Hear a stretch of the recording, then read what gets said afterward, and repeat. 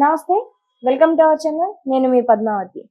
అయితే 29వ తేదీన అమావాస్య వస్తుంది. మరి అమావాస్యకి ఒక ప్రత్యేకత ఉందండి. ఆ ప్రత్యేకత గురించి ఈరోజు మీకు వివరించడానికి మనతో పాటు ప్రముఖ ఆధ్యాత్మికవేత్త మరియు వాస్తు జ్యోతిష పండితులు శేషగిరిరావు గారు ఉన్నారు. మరి ఆయనతో మాట్లాడి మరిన్ని విషయాలు తెలుసుకుందాం. మీరు కూడా చూసేసేయండి. నమస్కారం గురువుగారు. నమస్తే అండి. గురువుగారు, 29వ తేదీన అమావాస్య వచ్చింది. అయితే ఆ అమావాస్య మౌని అమావాస్య అంటారు అని అంటున్నారు. మరి అలాంటిది అమావాస్య అంటేనే ప్రతి ఒక్కరు ఏదో ఒక కీడు జరుగుతుంది అని అంటూ ఉంటారు. మరి ఈసారి ఏం చేయాలి? చేయాల్సిన పనులు ఏమున్నాయి? చేయకూడని పనులు ఏమున్నాయి? తప్పకుండా. ఇది మనకంటే ఇంకా నెక్స్ట్ వచ్చేది మాఘమాసం ఉంటుంది. అవును. సో పుష్యమాసం అనేది పూర్తవటం అనేది ఉంది. అయితే ఇప్పుడు మనకి ముఖ్యంగా ఈ కుంభమేళ, మహాకుంభమేళ జరుగుతున్న రోజులు. సో ఇక్కడ ఈ మహాకుంభమేళాలో విశిష్ట దినాల్లో ఈ మౌని అమావాస్య కూడా ఉంది. సో ఈ రోజు కనీసం 4 కోట్ల నుంచి 10 కోట్ల మంది హాజరవుతారని ఈ మహాకుంభమేళాకి. సో అలాంటి విశిష్టమైన రోజు ఈ అమావాస్య. సో ఈ మౌని అమావాస్యలు అనేది మధ్య మధ్యలో మనకి వస్తూనే ఉంటాయి. కాబట్టి బుధవారం నాడు అమావాస్య, శనివారం నాడు అమావాస్య, శుక్రవారం అమావాస్య, ఆదివారం అమావాస్య, ఇలా ప్రతిసారి కూడా అమావాస్య కలిసిన దినాలు బట్టి విశిష్టత ఉంటుంది. ఆదివారం అమావాస్య అర్ధరాత్రి ప్రాధాన్యం ఉంటుంది.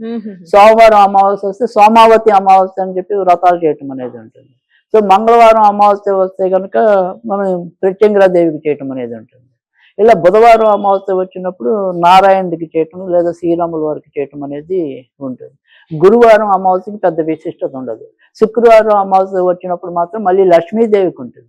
శనివారం అమావాస్య వచ్చినప్పుడు శనిదేవుడికి అమిత ప్రీతికరమైనది అవుతుంది శని అమావాస్య. ఇలా ఇంచుమించుగా అన్ని అమావాస్యలకి ఏదో రకమైన విశిష్టత అనేది ఉంది.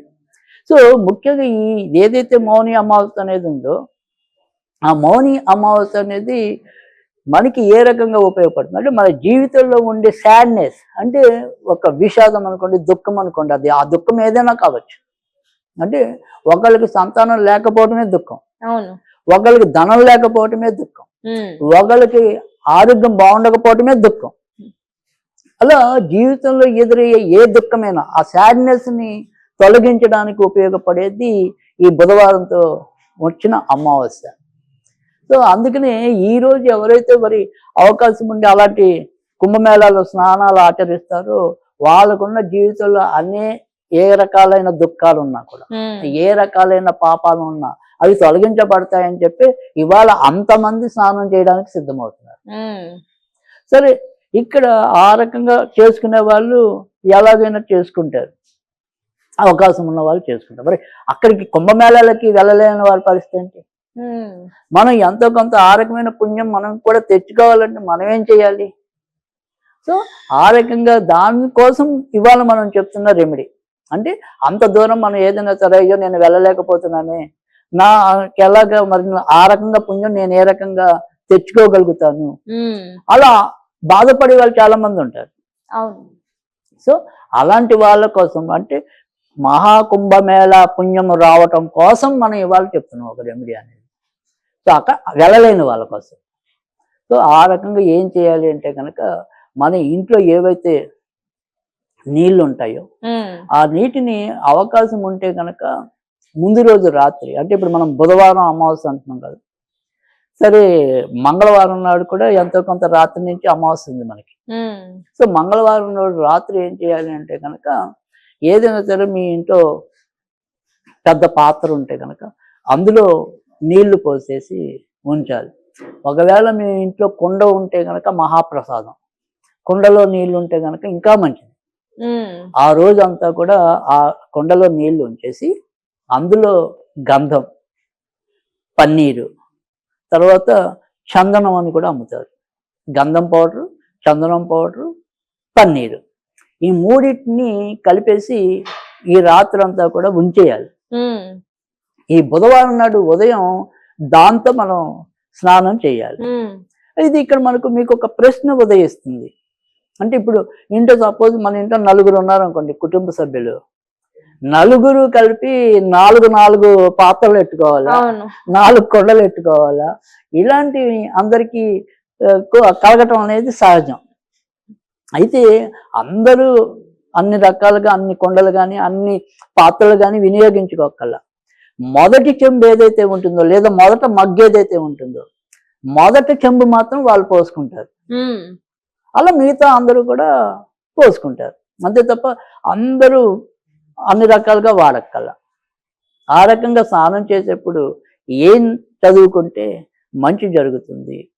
ఓం నారాయణ్యే గంగాదేవ్యే నమః, ఓం నారాయణ్యే గంగాదేవ్యే నమః, ఓం నారాయణ్యే గంగాదేవ్యే నమః. ఈ రకంగా 11 సార్లు చదవాలి.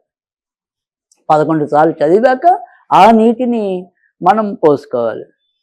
ఆ రకంగా పోసుకున్నట్టయితే కనుక ఖచ్చితంగా మనకి ఈ కుంభమేళాకి వెళ్ళకపోయినా కానీ ఎంతో కొంత పుణ్యం అయితే లభించడం అనేది అయితే ఉంటుంది. అయితే వెళ్ళగలిగిన వాళ్ళు వెళ్తే అదృష్టం. ఎందుకంటే ఇది 144 సంవత్సరాలకు ఒకసారి వస్తుంది కాబట్టి. అయితే ఇక్కడ మనం చెప్పే స్విచ్ వర్డ్కి ఇప్పుడు ప్రస్తుతం అక్కడ నెలకొంటున్న దానికి మ్యాచ్ అయ్యే ఒక స్విచ్ వర్డ్ అనేది ఎప్పటి నుంచో ఉంది. ఇప్పుడు ఆమె ప్రాచుర్యంలోకి వచ్చింది, మోనాలిసా.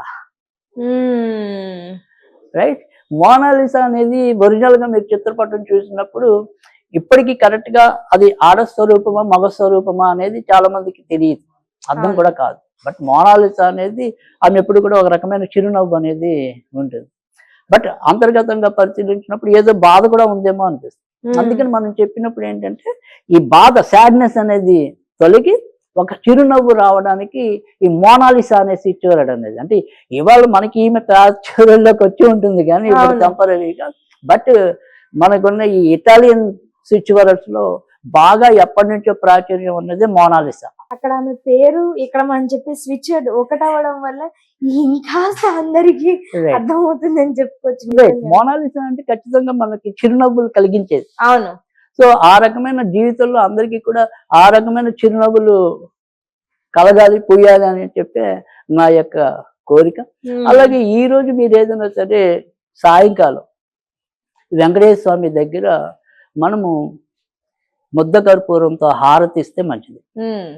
మామూలుగా బిల్లల కర్పూరం కాకుండా ముద్ద కర్పూరంతో హారతి ఇచ్చినట్టయితే కనుక తప్పకుండా మనకి అనేక రకాలైన చిరునవ్వులు మన ఇంట్లో పోస్తాయి. సో ఆ రకంగా చేసుకుంటే తప్పకుండా మంచి జరుగుతుంది.